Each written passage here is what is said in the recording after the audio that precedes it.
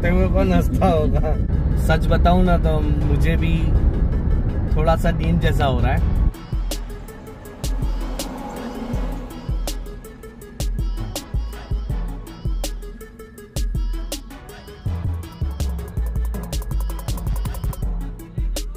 एक 120 के ऊपर गए ना तो कटेगा, 100% कटेगा, और चालान आपका कटेगा 120 के ऊपर पर।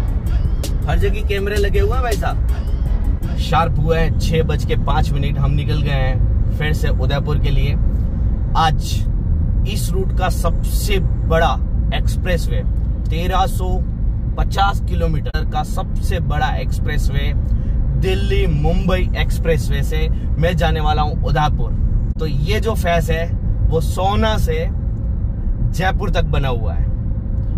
तो इस रोड की और भी खासियत है, मैं बताते बताते चलूंगा आपसे। पर सबसे पहले मुझे दिल्ली से सोना आना होगा। सोना से एक्सप्रेसवे का फेस 1 स्टार्ट होता है। तो चलते हैं एक लंबे सफर की तरफ। तो ये सोना। Welcome back to my channel में आपका चैता आरजे में फिर से स्वागत करता है एक नवे व्लॉग में। आप सबको सलाम, आदाब, नमस्ते, सत श्री अकाल, केम छो, अल्लाह उरकुम, नमस्कारम, गणिखम्मा।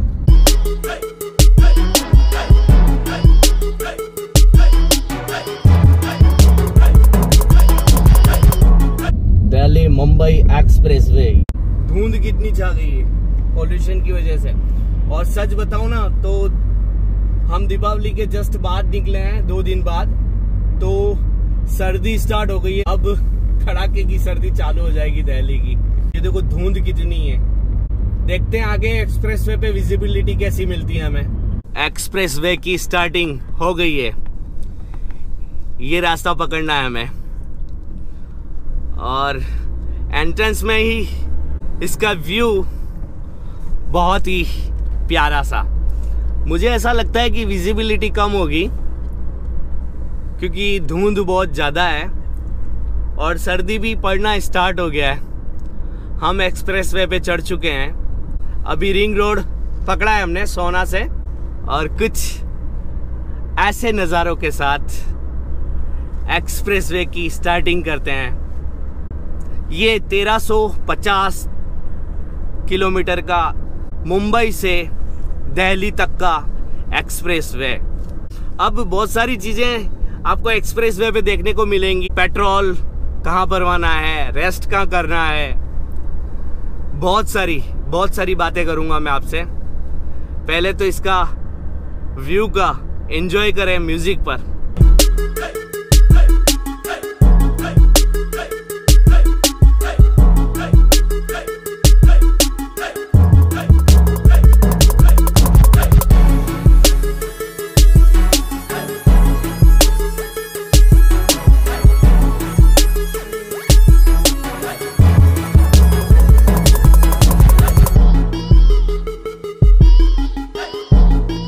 एक्सप्रेसवे ये बिल्कुल अलग ही है और ऊंचाई पे बना हुआ है ये।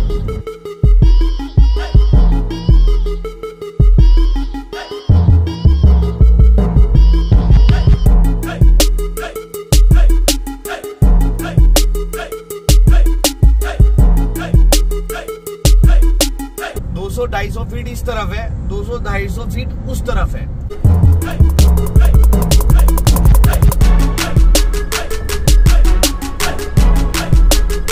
आने वाले और जाने वाले दोनों रोड के बीच में इतना स्पेस है कि 100 फीट की डिस्टेंस है।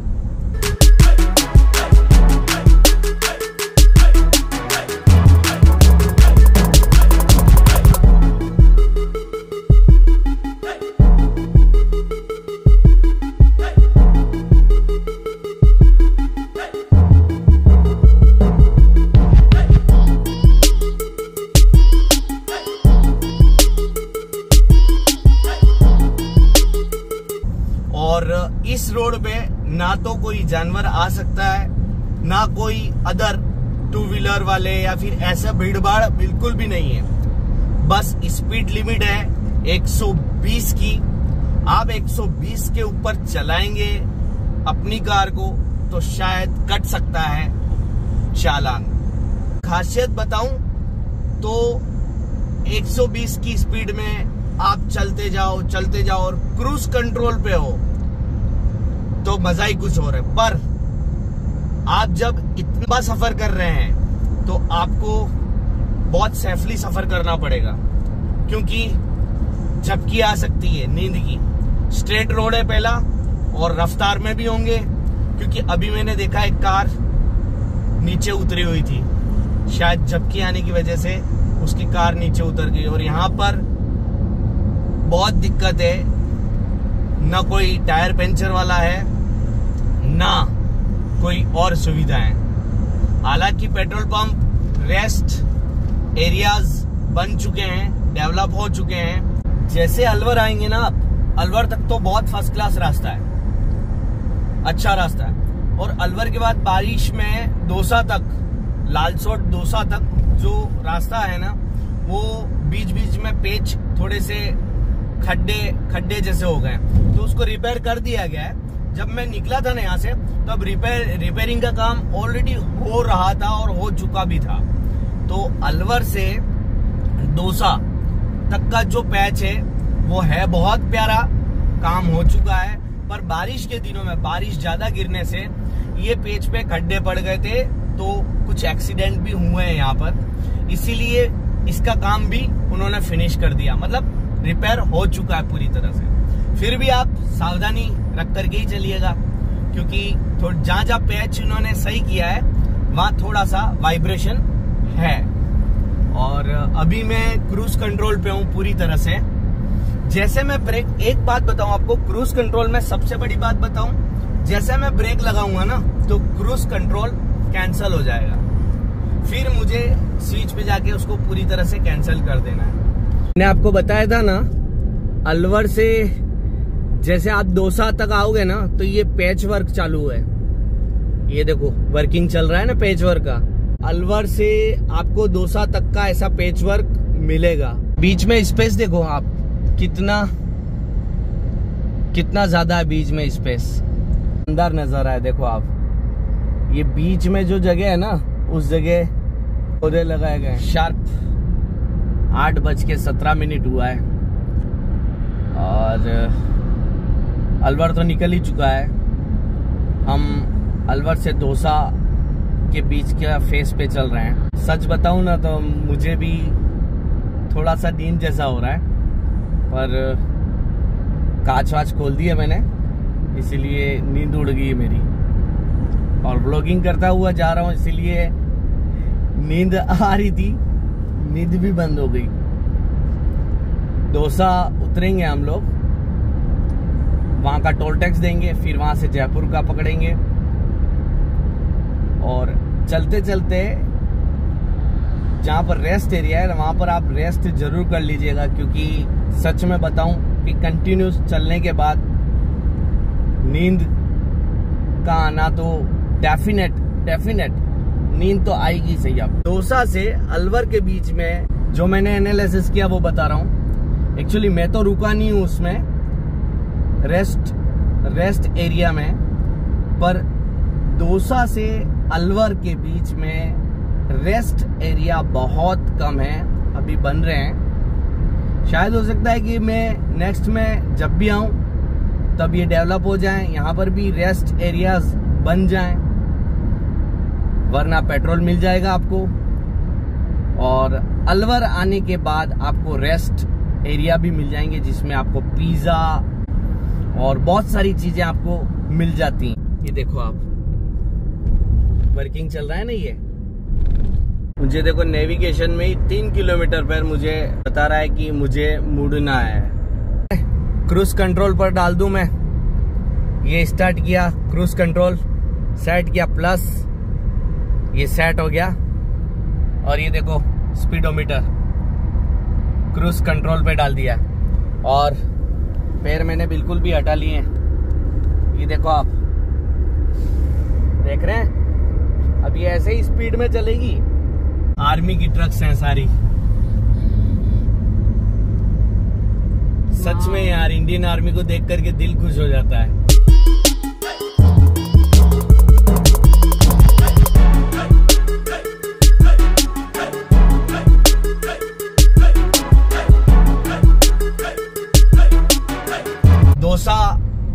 उतर चुके हैं हम। दौसा आने वाला है। एक्सप्रेसवे दौसा होते हुए ही निकलता है। 10 किलोमीटर आपको आगे आना होता है और एक्सप्रेसवे को हमने छोड़ दिया है। हम जयपुर हाईवे पे निकल गए हैं। अब दौसा होते हुए जयपुर और जयपुर से सीधा भीलवाड़ा चित्तौड़ वाला रास्ता पकड़ लेंगे। सफर अच्छा रहा। 8:30 बजे मैं पहुंच गया था दौसा। अभी 10 किलोमीटर बाकी है उसमें भी, और ज्यादा फास्ट नहीं चलाई मैंने। 6 बजे रवाना हुआ था। 2.5 घंटे के अंदर अंदर मैं दौसा पहुंच चुका। राजस्थान में प्रवेश कर लिया है। यानी कि गुड़गांव से दौसा तक का जो टोल टैक्स है वो 400 रुपया है। टाइम लग गया मुझे जयपुर पहुंचते पहुंचते, क्योंकि टाइम तो लगेगा क्योंकि ये 4 लेन है। एक्चुअली रोड बहुत अच्छा है, पर आप देखो कितने बाइक वाले कितने ट्रैवलिंग करने वाले, वो इससे भी ज्यादा। मेरे को अपनी कार निकालने में इतनी परेशानी आ गई मुझे कि मैं क्या कहूँ आपको, कि जब दौसा से जयपुर आप जाओगे ना, सवेरे का टाइम होगा, तो ऐसे बाइक वाले बहुत मिलेंगे आपको रास्ते में।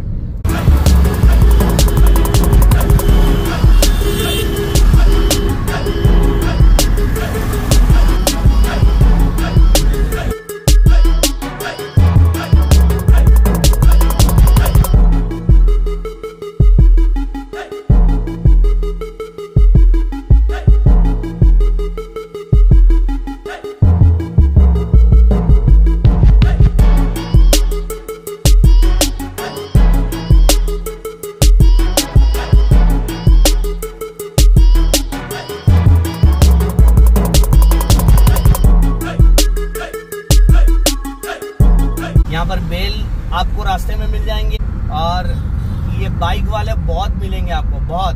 दौसा से जैसे घुसे हमको इसने जयपुर के अंदर डाल दिया यार गूगल ने। ट्रैफिक में फंस गए हम लोग पिछले 1-1.5 घंटे से। जब हमें भूख लगी है तो अब हम खाएंगे हमारी चॉकलेट की गाड़ी। बर्गर किंग में हम ऑर्डर कर रहे हैं। ये सारे हैं ना। कोल्ड कॉफी कहाँ है इसमें? डेजर्ट में कौन सा चाहिए? ये भी है बेटा, ये ब्लैक। एक सेकंड ये चोको लावा केक खाना है तुझे? चोको लावा केक कैसा है? खाना है, ये खाना है कि ये लेना? कोल्ड। खाना? हाँ हाँ ये हाँ, दे दो। चोको लावा उसमें से निकल ठीक है, बस बस। आपको क्रिस्पी वेज बर्गर जिसमें दोनों चीज़ है। हाँ हाँ अभी अमाउंट ज़्यादा बन रहा था, हाँ हाँ। ऑफर लगा दिया। ये चोकलावा क्या हुआ है? उसको QR कोड से। कौन सी टेबल पे बैठोगे आप? वो बीच में। हाँ बर्गर किंग में। हाँ वो डिस्प्ले मशीन से हमने ऑर्डर किया है। गुड़गांव से निकले और एक्सप्रेसवे से बर्गर किंग, किशनगढ़ के पास में बर्गर किंग में बर्गर खाया हम लोगों ने।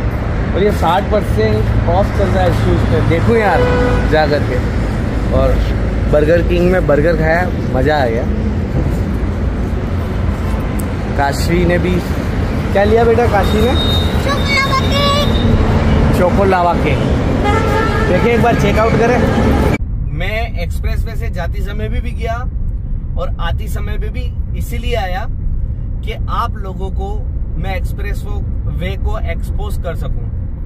ये दिल्ली टू मुंबई 1400 से 1500 किलोमीटर का एक्सप्रेसवे बड़ौदा, सूरत, भरूच, अहमदाबाद, उसके बाद दाहोद, उसके बाद कोटा, बूंदी, बड़े बड़े शहरों को मिलाता है। दिल्ली से मुंबई एक्सप्रेसवे का वो सिर्फ 12 घंटों में पूरे किया जा सकता है। जब ये पूरी तरह से बन के तैयार हो जाएगा ना, तो इस एक्सप्रेसवे की एक खासियत बताऊं कि बस चलते जाओ, पेट्रोल भराते जाओ और पिज्जा डोमिनोज खाते जाओ और 1400-1500 किलोमीटर गाड़ी चलाते जाओ।